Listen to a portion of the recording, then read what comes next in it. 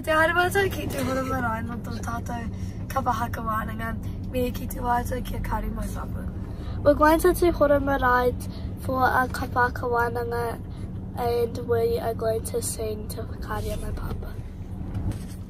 We're singing for Whakaria mai papa because she's passed away and both of our groups have put a song for her in our bracket. Kapa haka's going pretty good at the moment. We're just polishing everything up and fixing a few changes for nationals and it's getting pretty exciting.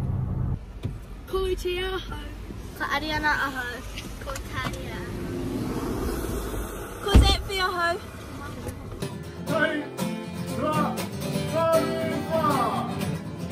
Tēnei e tuatu nei, ko Te Pītau Whakarei, e kawe ana I ngā moemoea, I ngā wawata.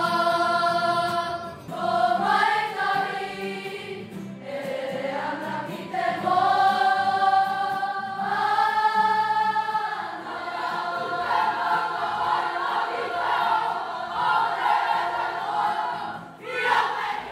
I tama mātou ki te hora I tēnei a te mai te Tainui whakatau. Ki tiro. I tama mātou ki te hora I tēnei a hata, mai te Tainui whakatau. Ko wai koutou. Ko awa Zephi. Ko awa Giselle. Ko te aho. No here koutou. Ngāti Rārua, Ngāti Kuria, Rangitāne. No tamariki a te Tainui and Uri o Ngāti Rārua, Ngāti Kuria me Rangitāne. Kapa. Kōrero mai mōna whare. Ko te rupe oro haka tērā wharu. I whakaingoa rātou tērā mā te manu me e rona mahunga. Whakapākehātia. That's te rupe oro haka. They named their whare after the bird who had two heads.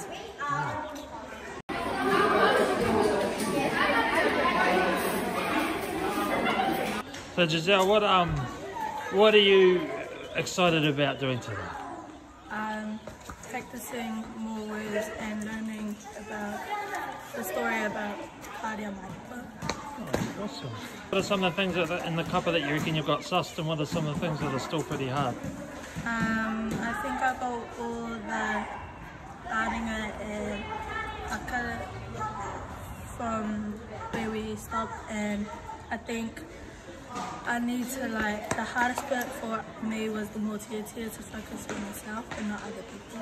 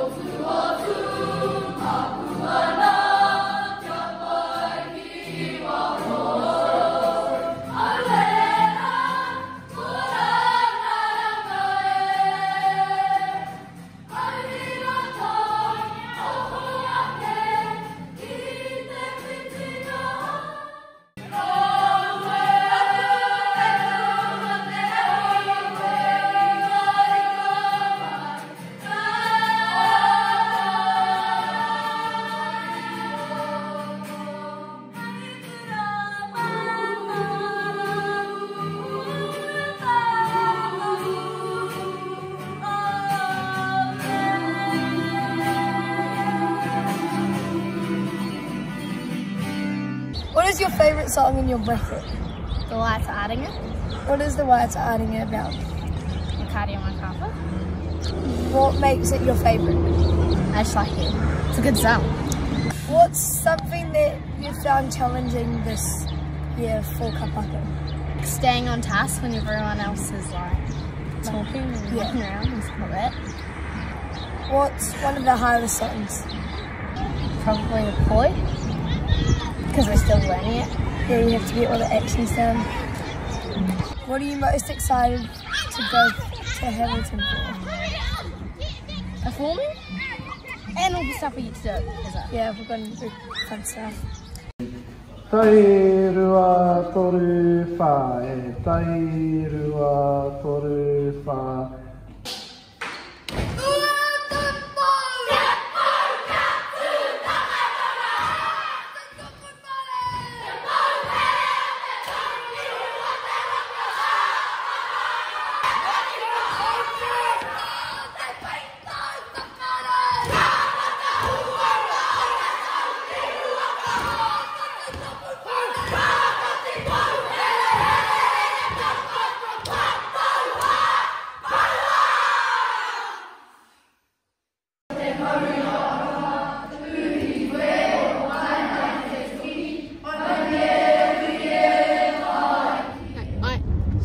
What was a good thing for you for today?